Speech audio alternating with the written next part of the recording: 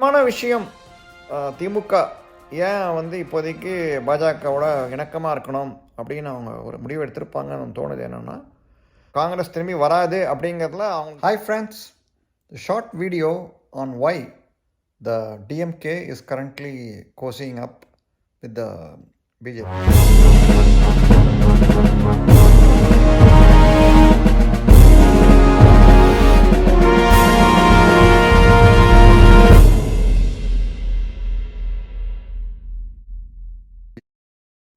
நியூஸ்லாம் கவனிச்சிருப்பீங்க. இப்போதைக்கு பாஜகவோட இணக்கமாக இருக்கணும், சுமூகமாக போகணும் அப்படின்னு ஒரு நெருங்கி வர மாதிரி இருக்குது. ஸோ இத்தனை நாளாக கோபேக் மோடி அப்படி இப்படின்னு கத்திக்கிட்டு இப்போ திடீர்னு ஸ்டே பேக் மோடி அப்படிங்கிறாங்க. ஸோ இதில் நம்ம கவனிக்க வேண்டிய விஷயங்கள் 2-3 இருக்குது. ஏன் திடீர்னு திமுக பாஜகவோட நெருக்கமாகறாங்க, என்ன விஷயமா இருக்கும் அப்படின்னு நம்ம பார்த்தோம்னா கிட்டத்தட்ட ஒரு 3-4 காரணம் சொல்லலாம். திமுக திடீர்னு ஒரு பாசம், பாஜகவோட பாசம், இன்னும் எல்லாத்தையும் நம்ம திடீர்னு மதவாத கட்சி ஆகும்னு பேசிக்கிட்டு இப்போ திடீர்னு பாஜகவோட நெருக்கமாகறாங்கன்னா ஏதோ நிறையா காரணங்கள் இருக்கும்.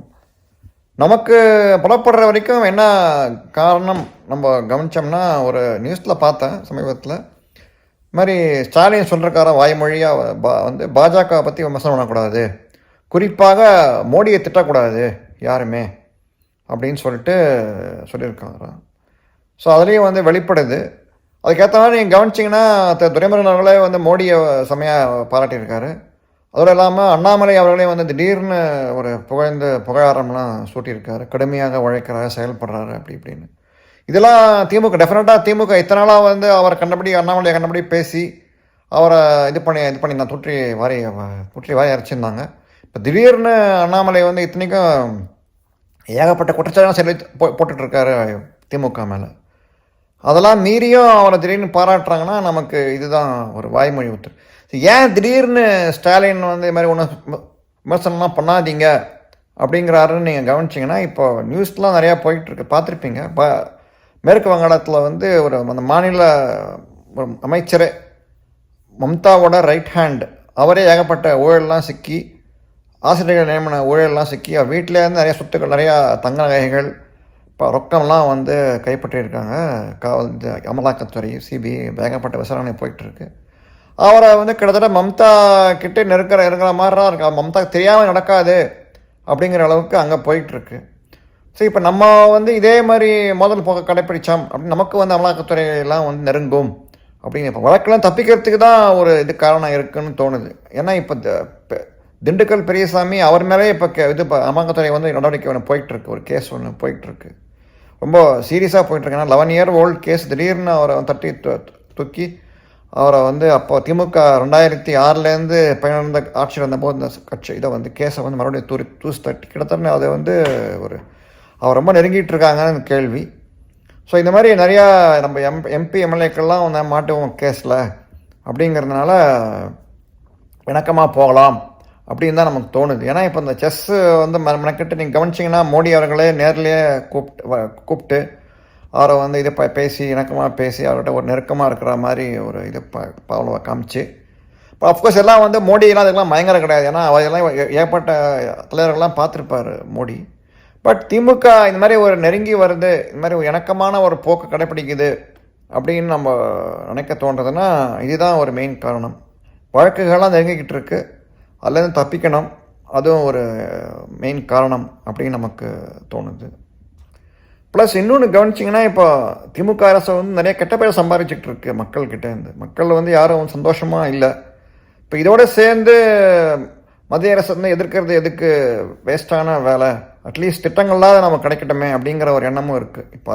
பட் மோடியை பொறுத்தவரை எந்த விதமான if you deserve it he will give it, அதுதான் அவரோட பாலிசி. இப்போ ஒரு நாள் கழிச்சு இப்போ 2வது விமான நிலையம் பரந்தூரில் இது ஒப்புதல் கொடுத்துருக்காங்க, காஞ்சிபுரம் கிட்ட. ஸோ அங்கே வரப்போகுது அடுத்த விமான நிலையம். பட் என்னென்னா 75 kilometers ஃப்ரம் இது மெட்ராஸ், கிட்டத்தட்ட இதே ஒரு ஊருக்கு போயிட்டு வர மாதிரி தான் இருக்க போகிறது.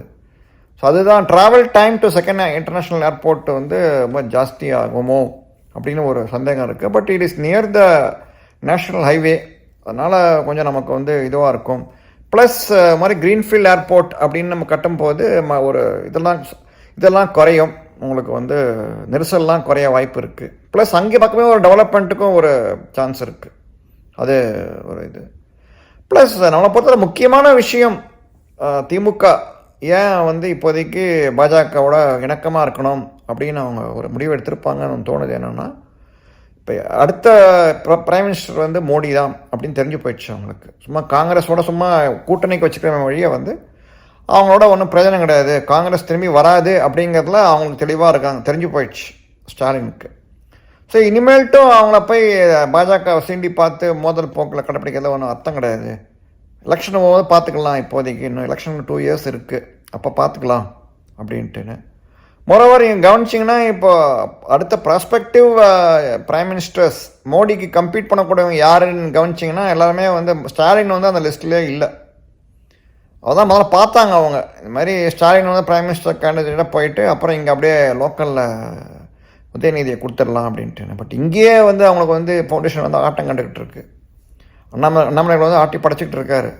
அண்ணாமலையை சொல்கிறாரு, திமுக செய்கிறாங்க, அப்படி தான் இருக்குது. அப்படின்னும் போது நம்ம இப்படியே இங்கேயே இருப்போம் அப்படின்னு சொல்லிட்டு ஒரு திமுக அந்த ஒரு முடிவுக்கு வந்துடுச்சு அப்படின்னு தான் நமக்கு தோணுது. அதான் இந்த மெயினாக பார்லிமெண்ட்டில் போய் இது பண்ணணும் அப்படி இப்படிலாம் இல்லாமல் வந்து இப்போதைக்கு நம்ம ஆட்சியை காப்பாற்றிப்போம் அப்படின்ட்டுன்னு.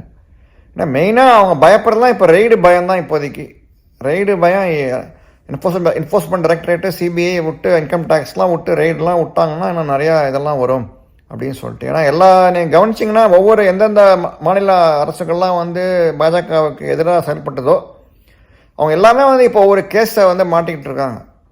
மம்தாவாக இருக்கட்டும் சரி, இப்போ இங்கே சிவசேனா கவர்மெண்ட்டில் வந்து பார்த்தீங்கன்னா சஞ்சய் ராவத் அவரே இப்போ ஜெயிலில் இருக்கார். அந்த ஊர் முக்கியமான மினிஸ்டர் ஒருத்தரே வந்து ஜெயிலில் இருக்கார், பெயில் கிடைக்காம ஜெயிலில் இருக்கார். ஸோ யாரெல்லாம் எதிர்த்தாங்கன்னா நமக்கு வந்து ஜெயில் வாசம் உறுதி அப்படிங்கிறதுல இதுவாக இருக்காங்களோன்னு தோணுது. அதுக்கேற்ற மாதிரி பாஜகவும் கவனிச்சிங்கன்னா போராட்டம் நடந்தால் கூட கண்டுக்காதீங்கன்ற அளவுக்கு தான் இருக்குது. எப்போ சமீபத்தில் ஒரு கரூரில் போராட்டம் நடந்தது, பாஜக வந்து தெருவே மறித்து போராட்டம் நடத்திருக்காங்க, அவங்க மேலே கைது வழக்கெல்லாம் இல்லை. பட் ஏடிஎம்கே வந்து தெருவோரமாக எடுத்துருக்காங்க, அவங்க மேலே கேஸ் அப்படின்னு போயிட்டுருக்கு. ஸோ பாஜக வந்து டெஃபரெண்டாக திமுக பயப்படுறாங்க, அது நல்லா தெரியுது. ஏடிஎம்கே வந்து பம்மி இருக்காங்க பாஜக எதிர்க்க, இவங்க வந்து நல்லா பயப்படுறாங்கன்னு தெரியுது திமுக. அதனால் இட்ஸ் ஆல் வின் ஃபார் பிஜேபின்னு தான் தோணுது நமக்கு. பொறுத்திருந்து பார்ப்போம். Plane lost its roof at 24,000 feet. This is what happened next. Aboard flight 243 on that fateful day, were 89 passengers and 6 crew members, including Captain Robert Skornsthamer and First Officer Madeline Tompkins. Together, they had more than 10,000 hours of flight experience with this model of aircraft, the Boeing 737. The plane was 19 years old, about 10 years from the end of its expected lifespan. And earlier that day, it had made 3 round-trip flights from Honolulu to Hilo, Maui, and Kauai. Nothing unusual is noted in the pre-departure inspection.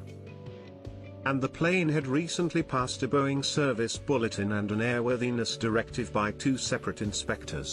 On paper, the aircraft was in top condition and ready to go. However, as one passenger was getting on, she looked out over the boarding bridge and noticed a crack in the aircraft's fuselage about halfway between the aircraft door and the bridge hood.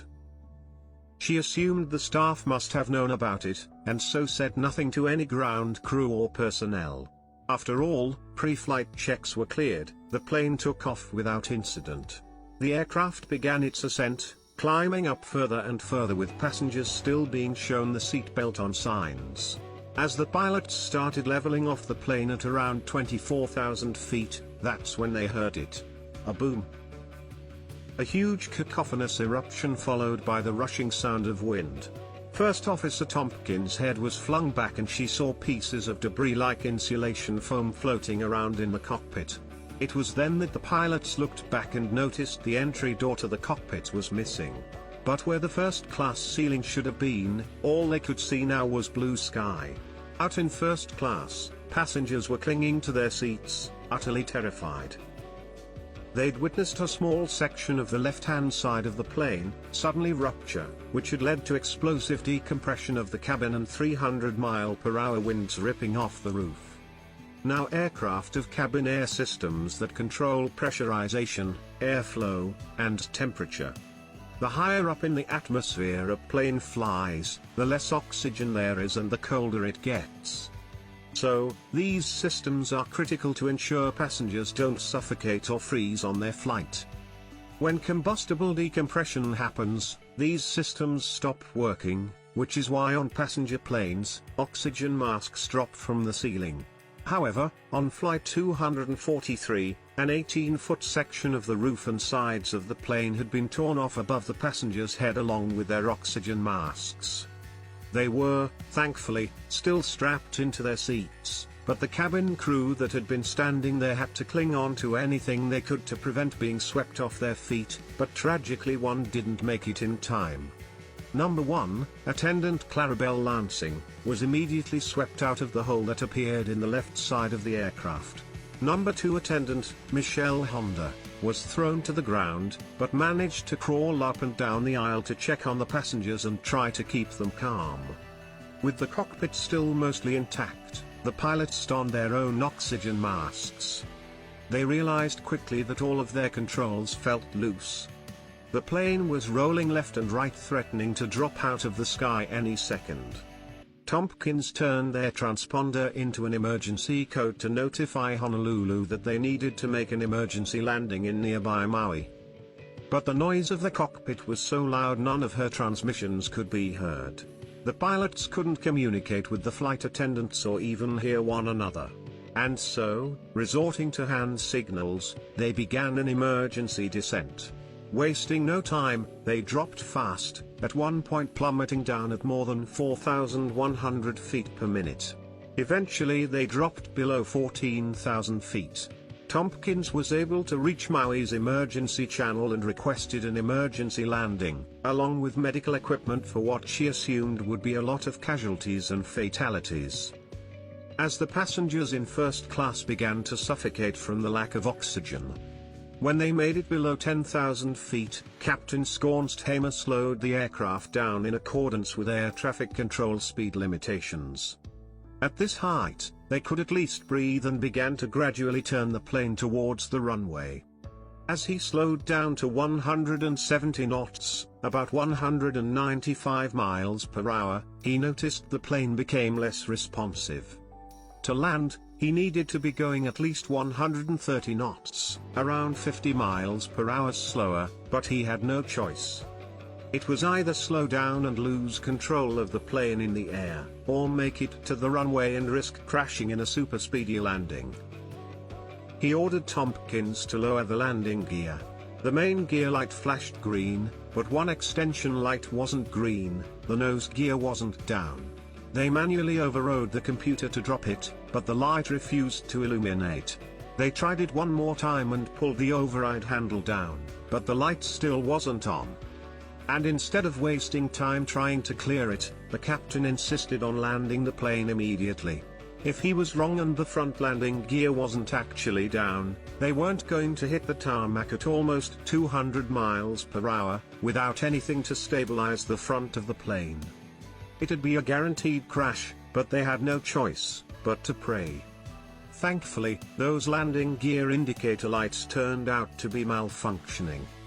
The nose gear was indeed down, and 13 minutes after the combustible decompression, Skornsthamer and Tompkins hit the runway and successfully landed. What greeted the emergency services at Kahului Airport made everyone's jaws drop. The plane had been ripped open like a can of sardines. Of the 89 passengers and crew, 65 of them were injured, 8 seriously, and 1, Clarabelle Lansing, fatally.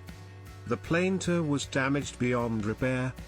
Sadly, Clarabelle Lansing's body was never found, but it could have been worse were it not for the incredibly brave actions of the crew. They were rightfully hailed as heroes. Hi friends, please wear your mask at all times. Don't go out unnecessarily. That's the way you can stop the spread of COVID.